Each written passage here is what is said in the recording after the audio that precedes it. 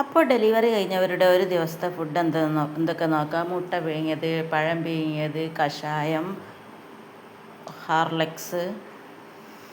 ഇത് രാവിലെ 6 മണിക്കാണ് കേട്ടോ.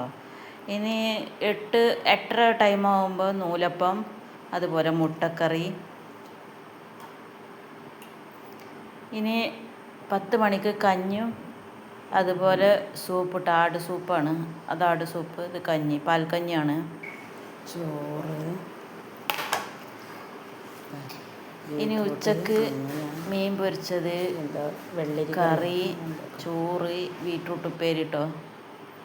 പിന്നെ 4 മണിയാകുമ്പോൾ ചെറുപയർ. ഒരു 6 മണിക്ക് ജ്യൂസ്, ക്യാരറ്റ് ജ്യൂസാട്ടോ. പിന്നെ രാത്രി 8 മണിയാകുമ്പോൾ നെയ്ച്ചോറും കോഴിക്കറിയും. ഇതാണ് കേട്ടോ ഒരു ദിവസത്തെ ഫുഡ്. ഇനി രാത്രി പാലും. പിന്നെ അതുകൊണ്ടൊരു ദിവസത്തെ ഫുഡ് പൂർണ്ണമായി.